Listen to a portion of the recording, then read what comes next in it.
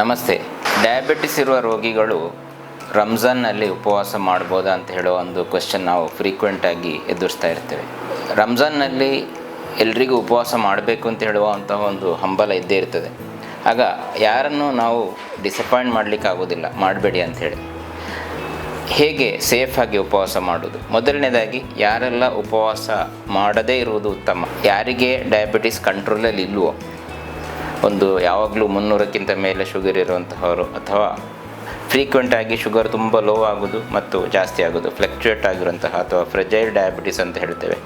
Type 1 diabetes ಇದ್ದು ದಿನಕ್ಕೆ 4 ಸಲ ಇನ್ಸುಲಿನ್ ತಗೊಳ್ಬೇಕಾಗಿರುವಂತಹವರು, ಗರ್ಭಿಣಿಯರು ಅವರಿಗೆ ಡಯಾಬಿಟಿಸ್ ಇದ್ದರೆ, ಮತ್ತು ಇತ್ತೀಚೆಗೆ ಡಯಾಬಿಟಿಕ್ ಕೀಟೋಆಸಿಡೋಸಿಸ್ ಅಂತಹ ಕಾಂಪ್ಲಿಕೇಶನ್ಸ್ ಅಥವಾ ಬೇರೆ ಯಾವುದೋ ಒಂದು ಕಾಂಪ್ಲಿಕೇಶನ್ ಆಗಿ ಅಡ್ಮಿಟ್ ಆಗಿದ್ದಂತಹವರು ಸಾಧ್ಯವಾದಷ್ಟು ಉಪವಾಸ ಮಾಡದೇ ಇರುವುದು ಒಳ್ಳೆಯದು.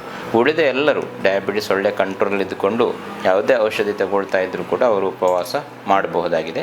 ಆದರೆ ಕೆಲವೊಂದು ಸುರಕ್ಷತಾ ಕ್ರಮಗಳನ್ನು ತೆಗೆದುಕೊಂಡು, ಉಪವಾಸ ಇನ್ನೂ ಶುರುವಾಗಲಿಕ್ಕೆ ಒಂದು 10 ದಿನ ಇದೆ, ಅದಕ್ಕೆ ಮುಂಚೆ ಒಮ್ಮೆ ವೈದ್ಯರನ್ನು ಕಂಡು ಅವರ ಡಯಾಬಿಟಿಸ್ ನಿಯಂತ್ರಣವನ್ನು ತಿಳ್ಕೊಂಡ್ರೆ ಬಹಳ ಸುರಕ್ಷಿತವಾಗಿ ಪ್ರತಿಯೊಬ್ಬರು ಉಪವಾಸ ಮಾಡ್ಬೋದು.